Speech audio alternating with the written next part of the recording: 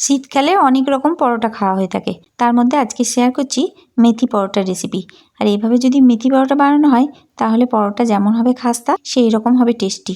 এমনকি ঠান্ডা হয়ে গেলে ওই পরোটা খেতে ভালো লাগবে, গরম গরম তো ভালো লাগবেই। তাই আসুন বন্ধুরা, প্লিজ ভিডিওটিকে স্কিপ না করে সম্পূর্ণ রেসিপিটি দেখুন আর এরকম মেথি পরোটা বানিয়ে নিন। ব্রেকফাস্টে অথবা ডিনারে খুব সহজে এই পরোটা বানিয়ে নেওয়া যেতে পারে, এমনকি লাঞ্চ বক্সেও এই পরোটা দেওয়া যেতে পারে। নমস্কার বন্ধুরা, হেসেল বনলক্ষীতে আপনাদের সকলকে স্বাগত। তো বন্ধুরা, প্লিজ ভিডিওটিকে কেউ স্কিপ করবেন না, আপনারা সম্পূর্ণ রেসিপিটাতে আমার সঙ্গে থাকুন আর এরকম উইন্টার স্পেশাল খাস্তা মেথি পরোটা বানিয়ে নিন। তাহলে শুরু করা যাক উইন্টার স্পেশাল মেথি পরোটা রেসিপি। মেথি পরোটা বানানোর প্রধান উপকরণ হচ্ছে মেথি শাক। এখানে আমি 1 আঁটি মেথি শাক নিয়েছি আর এই মেথি শাকগুলো ভালো করে বেছে নিয়ে তারপর ধুয়ে নিয়েছি। শুধু পাতাগুলোই দিয়েছি, ডালগুলো বাদ দিয়ে দিয়েছি। আজকে মেথি পরোটাটা বেশ মুখরোচক করে বানাবো, তার জন্য কড়াইয়ে দিয়ে দিয়েছি 2 চামচ সাদা তেল। আর তেলটা গরম হওয়ার পর 1/2 চামচ জিরে এখানে দিয়ে দিলাম। আর জিরে থেকে যখন সুগন্ধ উঠতে শুরু করলো, মানে জিরেটা কালার ধরে এসেছে, তখন গ্রেট করা আদা 1/2 চামচ এর মধ্যে দিয়ে দিলাম। আদাটা এখন ভেজে নিতে হবে যতক্ষণ না আদার কাঁচা গন্ধটা যায়। কিছুক্ষণ নেড়ে নিতে হবে আদাটা, তাহলে আদা কাঁচা গন্ধটা চলে যাবে। দিয়ে দিচ্ছি লঙ্কা কুচি। এখানে আমি 2টো কাঁচা লঙ্কা কুচি করে এর মধ্যে দিয়ে দিলাম। এখন লঙ্কাটাও এর মধ্যে নেড়ে নেব। আর দিচ্ছি একটা টমেটো কুচি। টমেটোটা ততক্ষণ পর্যন্ত নেড়ে নিতে হবে যতক্ষণ না সম্পূর্ণ টমেটোটা গলে যায়। দিয়ে দিচ্ছি পরিমাণ মতো লবণ। পরোটার লবণটা একবারেই দিয়ে দিলাম। আর দিচ্ছি হলুদ। হলুদ দিলে কালারটা বেশ সুন্দর হবে। আর দিচ্ছি 1/2 চামচ জিরে গুঁড়ো, ধনে গুঁড়ো। এখানে জিরে আর ধনে মেশানো আছে, অর্ধেক অর্ধেক পরিমাণ জিরে গুঁড়ো ধনে গুঁড়ো দিয়ে দিলাম। এখন মশলাটা খুব ভালো করে কষিয়ে নিতে হবে যতক্ষণ না তেল ছেড়ে আসে। তো দেখুন বন্ধুরা, তেল ছেড়ে আসার পর আমি মেথি শাকগুলো দিয়ে দিচ্ছি। এখন মেথি পাতাগুলো ভালো করে নেড়ে নিতে হবে। কিছুক্ষণ নাড়লেই মেথি পাতাগুলো কমে যাবে। কাঁচা মেথি পাতা দিয়েও পরোটা বানানো যায়, সেই রেসিপিও আমার চ্যানেলেই দেওয়া আছে, কিন্তু সেটাতে একটু সময় লাগে, কারণ মেথি পাতাগুলো লবণ মাখিয়ে আধ ঘন্টার জন্য রেখে দিতে হয়। তারপর লবণ থেকে জলটা চিপে ফেলতে হয়, তাহলে মেথির যে তেতো ভাব সেটা চলে যায়।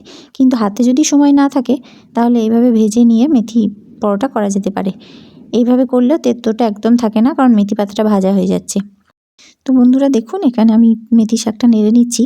যতক্ষণ না মেথির এই জলটা শুকিয়ে যায় ততক্ষণ পর্যন্ত মেথি পাতাগুলোকে ভেজে নিতে হবে। আর গ্যাসের ফ্লেম হাই করে রেখেছি যাতে তাড়াতাড়ি জলটা শুকিয়ে যায়। এইভাবে যদি নেড়ে নেওয়া হয় তাহলে জলটা তাড়াতাড়ি শুকিয়ে যাবে। আমি তো 2 রকম পদ্ধতিতেই মেথি পরোটা বানাই, তা আপনারা কোন পদ্ধতিতে মেথি পরোটা বানান তা একটু কমেন্ট করে জানিয়ে দেবেন। দেখুন বন্ধুরা, নাড়তে নাড়তে মেথি পাতাগুলো পুরো শুকিয়ে গেল, জলটা এতে আর নেই। এখন আটা মেখে নেব। এখানে আমি 2 কাপ আটা নিয়েছি। শুধু আটা দিয়ে আজকে মেথি পরোটা বানাবো। তো আপনারা যদি ইচ্ছা করেন তাহলে আটা ময়দা হাফ হাফ করে নিতে পারেন। এখানে আমি 2 কাপ আটা নিয়েছি। এখন এর মধ্যে দিচ্ছি সেই ভেজে নেওয়া মেথির মশলা। মেথি মশলাটা দিয়ে এখন খুব ভালোভাবে আটাটাকে মাখিয়ে নেব। খুব ভালোভাবে একসাথে মিশিয়ে নিচ্ছি। তারপর এতে আমি আরেকটা জিনিস অ্যাড করব, সেটা হচ্ছে কাসুরি মেথি। 1 চামচ মতো কাসুরি মেথি হাতে করে ক্রাশ করে এর মধ্যে দিয়ে দেবো। যদিও মেথি পাউডারটা খুবই সুন্দর সেন্ট হয়, তাহলেও একটু কাসুরি মেথি দিয়ে দিলাম, তাতে সেন্টটা আরও ভালো হয়। এবার জল দিয়ে দিয়ে আটাটা মেখে নিতে হবে। জলটা একসঙ্গে না ঢেলে অল্প অল্প করে জল দিয়ে আটাটা মেখে নেব। পরোটার ডোটা খুব শক্তও হবে না, খুব নরমও হবে না। আর এইভাবে মেথি পরোটা বানালে ময়দাটা রেস্টে রাখারও দরকার নেই, তার জন্য টাইমটা খুব কম লাগে, খুবই তাড়াতাড়ি হয়ে যায়। তো দেখুন বন্ধুরা, আটাটা আমি খুব সুন্দরভাবে মেখে নিলাম। আটাটা খুব শক্তও হয়নি আর খুব নরমও হয়নি, ঠিক এইভাবে আটাটা মেখে নিতে হবে। এখন এটা থেকে লেচি কেটে নেব। একটু মোটা সাইজ করে লেচিগুলো কাটতে হবে। দেখুন, ঠিক আমি এরকম সাইজ করে লেচিগুলো কেটে নিচ্ছি। আর সব লেচিগুলো কাটা হলে লেচিগুলোকে আমি একটা একটা করে পাকিয়ে নেব, তাতে পরোটা বেলাটা তাড়াতাড়ি হবে যদি পাকানো থাকে। এখন নিয়েছি বাটিতে 3 চামচ তেল, সাদা তেল নিয়েছি। তার মধ্যে দিচ্ছি 2 চামচ ময়দা। এই ময়দাটা এখন তেলের মধ্যে খুব ভালোভাবে গুলে নিতে হবে, কারণ এইটা দিয়ে আমি পরোটাগুলো বেলবো। আর ব্যাটাটা ঠিক এইরকম হবে। এখন একটা করে লেচি নিয়ে বেলে নিচ্ছি, রুটির মতো গোল করে বেলে নিচ্ছি। এখানে আমি তেল বা ময়দা কিছু ইউজ করলাম না। যদি বেলতে অসুবিধা হয় তাহলে আপনারা তেল ব্যবহার করতে পারেন, কিন্তু শুধুই বেলা যাচ্ছে। আর ময়দাতে আমি তেলও দিইনি, যেহেতু মেথি পাতাতে তেল দেওয়া ছিল, তার জন্য ময়দাটা আমি তেল দিয়েও মাখিনি। রুটির মতো বেলা হলে এই ব্যাটারটা গোটাটাতে ভালোভাবে মাখিয়ে নিতে হবে। দেখুন, আমি চামচের সাহায্যে খুব ভালোভাবে গোটাটাতে বুলিয়ে নিচ্ছি। তারপর এইভাবে ভাঁজটা করে নিতে হবে। এইভাবে ব্যাটার দিয়ে যদি বেলা হয় তাহলে পরোটা খুব খাস্তা হয়। তারপর এইভাবে ছুরি দিয়ে কেটে নিচ্ছি। দেখুন ওপর অংশটা কিন্তু কাটিনি, ওপর অংশটা ফাঁকা আছে। একটু অংশ বাদ দিয়ে বাকি পুরোটা আমি এইভাবে কেটে নিচ্ছি। তারপর কাটা হয়ে যাওয়ার পর এটাকে ঠিক এইভাবে খুলে নিতে হবে। খুলে নেওয়ার পর ঠিক এইভাবে রোল করে নিতে হবে। এইভাবে যদি পরোটাগুলো বেলা হয় তাহলে পরোটাগুলো খুবই খাস্তা হবে। আর রোল করার পর হাত দিয়ে এইভাবে একটু লম্বা করে নিতে হবে। তারপর এইভাবে মুড়িয়ে নিতে হবে। দেখুন বন্ধুরা, দেখে নিশ্চয়ই বোঝা যাচ্ছে আমি কিভাবে মুড়িয়ে নিচ্ছি। আর এই পাশটা ধরে পিছন দিকে একটু ঢুকিয়ে দিতে হবে। তারপর হাতে করে চাপ দিয়ে হালকা হাতে পরোটাটা বেলতে হবে। খুব হালকা হাতে বেলে নিলেই পরোটাগুলো বেলা হয়ে যাবে। আপনারা এইভাবে মেথি পরোটা বানিয়ে দেখতে পারেন। আরেকটা আমি 3 কোনা শেপে দেখাচ্ছি। যদি ওইভাবে বেলতে অসুবিধা হয় তাহলে 3 কোনা শেপেও পরোটা বেলে নিতে পারেন। এটা বানানো খুবই সোজা। প্রথমে রুটির মতো গোল করে নিলাম, যদিও গোল হয়নি তাতে অসুবিধা নাই, আমি এটা 3 কোনায় করব। এখন ওপর থেকে ব্যাটারটা লাগিয়ে দিলাম। তারপর একটা ভাঁজ দিয়ে আবার ওপর থেকে ব্যাটারটা লাগিয়ে দিলাম। তারপর ওপর থেকে আরেকটা ফোল্ড দিলাম।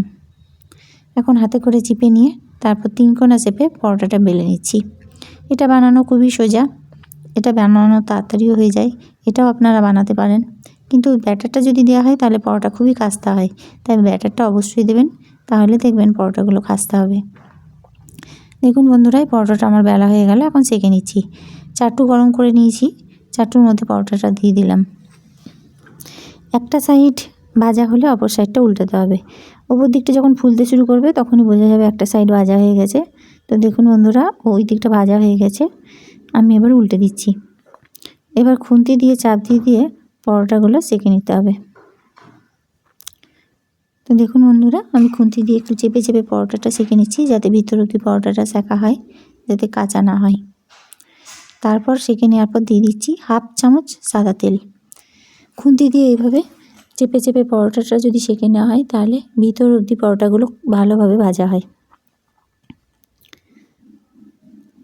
দেখুন এই পরোটাটা ভাজা হয়ে গেল। এবার গোল পরোটাটা ভেজে নেব। একইভাবে গোল পরোটাটা ভেজে নেব। রেসিপিটা যদি আপনাদের ভালো লেগে থাকে তাহলে প্লিজ লাইক, শেয়ার, কমেন্ট করবেন। আর যে সকল নতুন বন্ধুরা রেসিপিটা দেখছেন তাদের যদি রেসিপিটা ভালো লেগে থাকে তো প্লিজ চ্যানেলটিকে সাবস্ক্রাইব করবেন।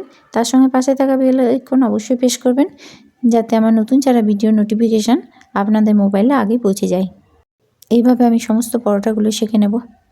আমি আশা করছি যে আজকের রেসিপিটি আপনাদের বেশ ভালো লাগবে।